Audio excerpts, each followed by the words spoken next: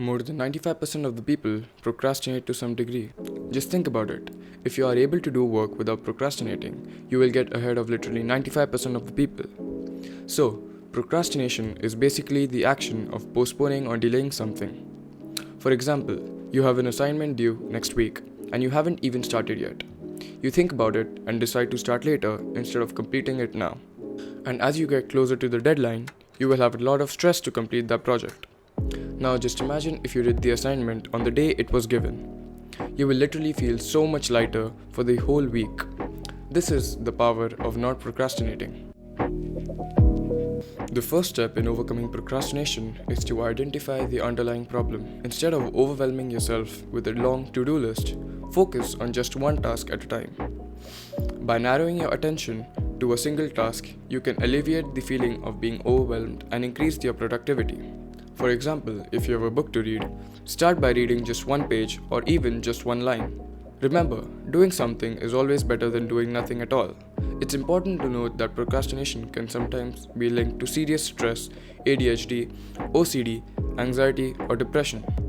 However, if you don't experience any symptoms related to these conditions, there's no need to worry. The second strategy to combat procrastination is to understand that motivation does not necessarily lead to action. In fact, it's often the other way around. Action leads to motivation. This means that instead of waiting to feel motivated before taking action, you should start taking small steps towards your goals.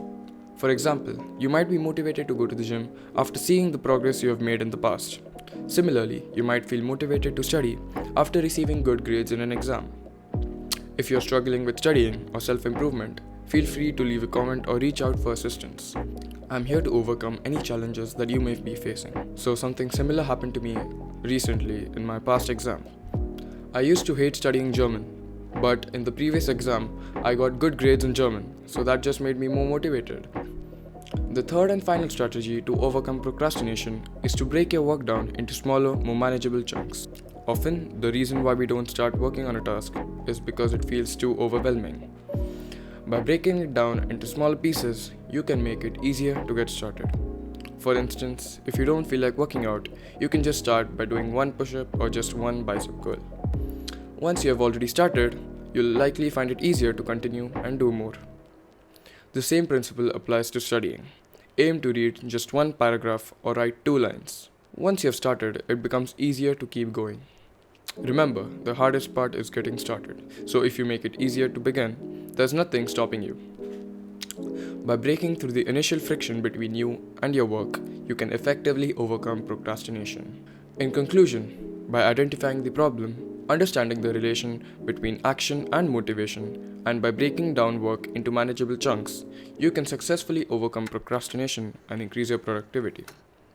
Remember, taking small steps and doing something is always better than doing nothing at all. Don't forget to put in the work. Mwah.